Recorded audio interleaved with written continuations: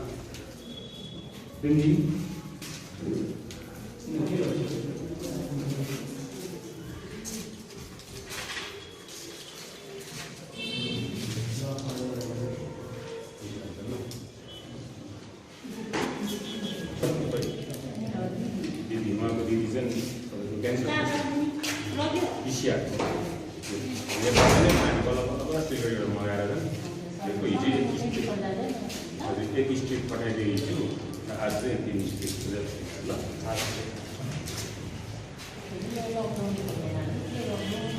त्यही हेरौँला नि हामी कसरी गर्न सक्छौँ त्यो त तिम्रो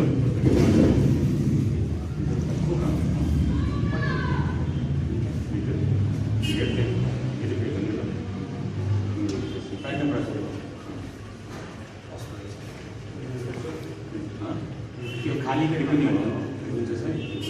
त्यो प्रेसक्रिप्सन थियो नि त्यसले आधारमा खानु यो फर्स्टको जुन चाहिँ प्यान्टो सेक भन्ने दिएको छ नि प्यान्ट त्यो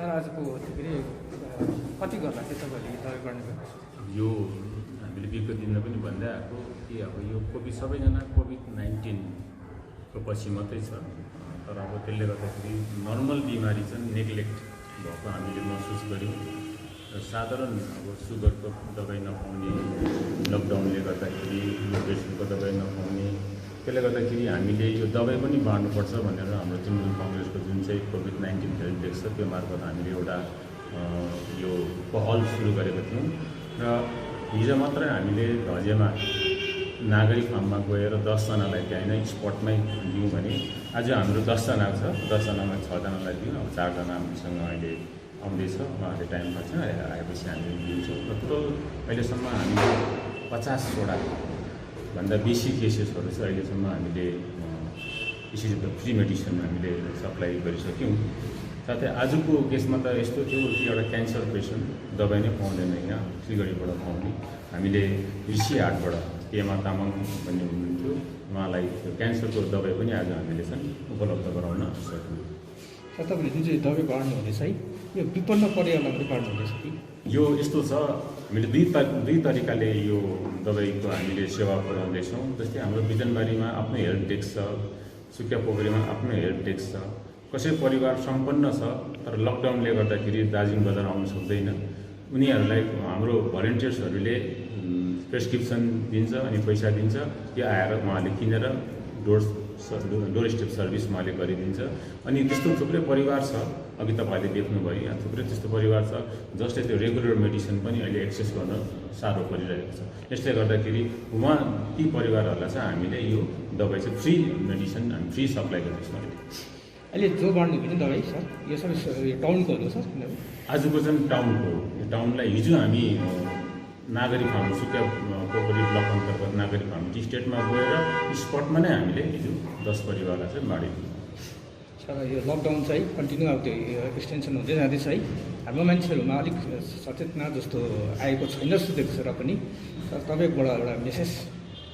यो लकडाउन 4 को आज सायद 3rd डेमा हामी प्रवेश गऱ्यौँ र हामीले आजसम्म त हामी सुरक्षितै थियौँ भन्न सक्छौँ। तर अब अहिले जुन प्रकारले लकडाउनमा रिल्याक्सेसनहरू दिँदै जाँदैछ, जति रिल्याक्सेसन दिँदै जाँदैछ उति हामी होसियारी सतर्कता अपनाउनु पर्ने चाहिँ ठुलो जिम्मेवारीमा छ। यो प्रत्येक सरकारलाई मात्रै भर गरेर होइन, एभ्री सिटिजनको आफ्नो यो एउटा जिम्मेवारी छ। किनभने अब यो कोरोना कहिले गएर थामिन्छ भन्ने कसैले पनि भन्न प्रेडिक्ट गर्न सकिएको छैन। यो कोरोनासँगै हामी जिउन सक्नुपर्छ। कोरोना नै हाम्रो एउटा पार्ट अफ लाइफ मान्नुपर्छ र कोरोनासँग कसरी बाँच्ने भन्ने कुरो आफै सतर्कता अपनाउनु पर्ने छ। र यो सबसे ठुलो कुरो बुझ्नुपर्ने चाहिँ के छ भने मेरो आफ्नो पर्सनल अध्ययनमा कोरोना बिमारी आफै जति हामीले ठुलो सम्झेको छौँ त्योभन्दा भयङ्कर चाहिँ त्यसलाई हेर्ने नजर चाहिँ डरलाग्दो छ। त्यो कोरोना बिमार लागेपछि त्यसलाई हेर्ने दृष्टिकोण चाहिँ त्यो खराब छ। त्यसले गर्दाखेरि चाहिँ हामी यसरी कोरोना लाग्दाखेरि जति यो हुन्छ र हेर्ने दृष्टिकोण चाहिँ एकदमै नराम्रो छ। यसले गर्दाखेरि चाहिँ हामी जोगिनुपर्ने स्थिति छ। कसैलाई कोरोना नलागिकन यसलाई कोरोना लागेको छ भन्दाखेरि पनि मान्छे भागेर भएको हुन्छ र हेर्ने दृष्टिकोण चाहिँ यसको बहुत नराम्रो छ। यसले गर्दाखेरि हामी सबैलाई के आह्वान गर्छौँ भन्दाखेरि यो लकडाउनको रिल्याक्सेसन जति दिँदै जाँदैछ उति हामीले सतर्कता अपनाउनु पर्ने कुरा छ। लकडाउन सरकारलाई दुई किसिमको, हिजो पनि मैले भनेको थिएँ, सरकारलाई दुई किसिमको अप्ठ्यारो छ। एकतिर यो महामारीलाई अब कम्ब्याट गर्नुपर्ने, अर्कोतिर इकोनोमीलाई पनि फेरि पट्रीमा ल्याउनु पर्ने। सरकारलाई दुईतिर छ। लकडाउन कन्टिन्यू लगेर 2-3 वर्ष लाग्न सक्दैन। त्यसो भने इकोनोमी बर्बाद हुन्छ। इकोनोमी बर्बाद भने अर्को महामारी यहाँ फेरि आउँछ। यसले गर्दाखेरि चाहिँ यो दुईटालाई ब्यालेन्स गरेर चल्नुपर्ने हुँदाखेरि कतिवटा लकडाउनमा रिल्याक्सेसन दिनुपर्ने बाध्यता सरकारलाई आउँछ।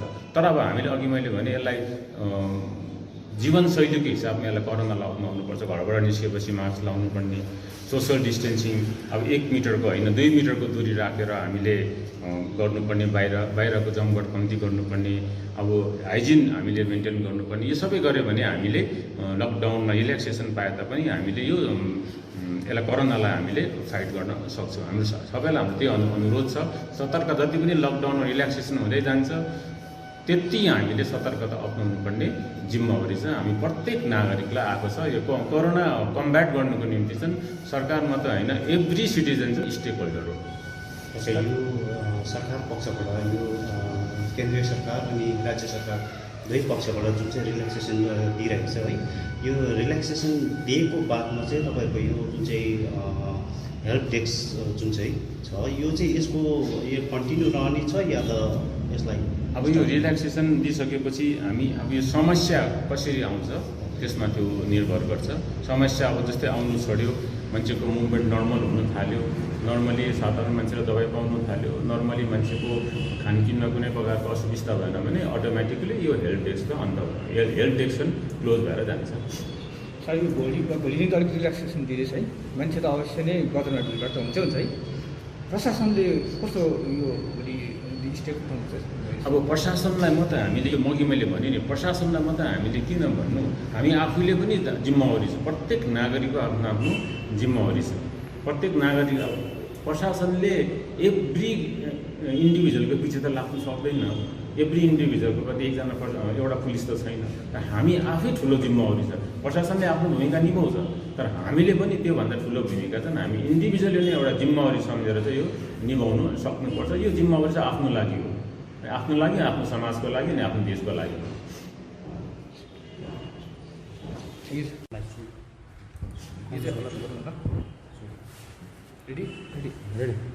सर है हाम्रो दार्जिलिङको एमपी है यो लकडाउन पिरियड भयो त्यो दार्जिलिङमा देखिएन, त्यो सबैलाई थाहा नै भइसकेको छ है। यो एमपीको चाहिँ कस्तो भूमिका हुनुपर्ने थियो हो उसलाई, अन्त तपाईँहरूकोबाट उसलाई के सुझाउ छ? हाम्रो सुझाउ चाहिँ उहाँलाई के छ भने मलाई लाग्यो अब एमपी यहाँ छैन, सबैले दुःख मान्नु छ हुँदैन। किनभने उहाँले चाहिँ राम्रो सोसल डिस्टेन्स मेन्टेन गरेको दार्जिलिङ र दिल्ली बिचको दिल्लीमा बसेर चाहिँ उहाँले सोसल डिस्टेन्स चाहिँ मेन्टेन गर्नुभएको हामी दुःख मान्नु हुँदैन किनभने यसलाई कम्ब्याट गर्नु चाहिँ लकडाउन र सोसल डिस्टेन्सिङ चाहिँ ठुलो कुरो हो र उहाँले चाहिँ अब सोसल डिस्टेन्सिङ एकदम राम्रो प्रकारले बुझेर चाहिँ उहाँले दूरी मेन्टेन गर्नु सामाजिक दूरी मेन्टेन गर्नुभएको हो। एक नम्बर 2 चाहिँ अब यो कोभिड फाइट गर्नुको निम्ति नम्बर अफ आज त हामी चाल पाउँदैछौँ कुनै कोलाई एउटा सिम्टम भयो भन्दाखेरि चाहिँ उसलाई लगेर क्वारेन्टाइन गरेर उसको स्वाब टेस्ट गरेर पोजिटिभ पाएपछि आइसोलेसनमा हाल्ने काम हुँदैछ र त्योभन्दा बढी पनि ऱ्यापिड यहाँ टेस्ट हुनुपर्ने हो। हाम्रो मास टेस्टिङ भयो भने हामी त्यसै चाल पाउँथ्यौँ तर यहाँ अब मास टेस्टिङको लागि जुन चाहिँ त्यो टेस्ट किट्स उपलब्ध गराउने जिम्मेवारी चाहिँ सेन्ट्रल गभर्मेन्टको हो। तर सेन्ट्रल गभर्मेन्टले उपलब्ध गराउनु पर्ने प्रत्येक स्टेटले सबै डिस्ट्रिक्टलाई आउनुपर्ने यो बजारमा किन्दा पाउने कुरो टेस्ट किट छैन। तर अब यहाँ दुःखको कुरा हो कि यसमा पनि अब अलिकति तलमाथि भइरहेको छ। जहाँ बिजेपी रुल्ड स्टेट छ वहाँ प्रशस्त टेस्ट किट्स उपलब्ध भइरहेको छ तर अब यहाँ दार्जिलिङमा चाहिँ अब भारी मात्रामा हाम्रो मानिसहरूले बिजेपीलाई जिताएको राजु विष्टज्यूलाई जिताएको उहाँलाई चाहिँ मेरो के अनुरोध छ भने तपाईँ चाहिँ त्यहाँ बसेर टेस्ट किट्स चाहिँ म्याक्सिमम उपलब्ध गराउनुहोस्। यो क्षेत्र पनि बिजेपीले जितेको नि यसलाई त माया गर्नुपर्ने थियो यसलाई त माया गर्दै गरेन उहाँहरूले त टेस्ट किट्स अरू जग्गा जहाँ बिजेपी रुल्ड स्टेट छ त्यहाँ प्रशस्त पठाइरहेको छ जहाँ बिजेपीले जितेको संसदीय क्षेत्रहरू त्यहाँ पठाइरहेको छ र दार्जिलिङमा राजु विष्टज्यू हुनुहुन्छ र पनि अब दिल्लीमा बसेर यति टेस्ट किट्स पनि अहिलेसम्म उपलब्ध गराउन सकेको छैन। दार्जिलिङ पनि दुःखको कुरा हो र उहाँलाई हाम्रो अनुरोध छ तपाईँले सेन्ट्रल गभर्मेन्टलाई भनेर बेसीभन्दा बेसी टेस्ट किट्स दार्जिलिङमा उपलब्ध गराइदिनुहोस्। एमपीको मात्रै होइन सर एमएलए पनि भूमिका दार्जिलिङमा साह्रै देखिएन सर। उहाँले पनि सोसल डिस्टेन्सै मेन्टेन गरेको जस्तो लाग्दैछ मलाई किनभने उहाँ यहाँ बस्नुहुन्न सिलगढी बस्नुहुन्छ उहाँले पनि सोसल डिस्टेन्सै मेन्टेन गरेको होला।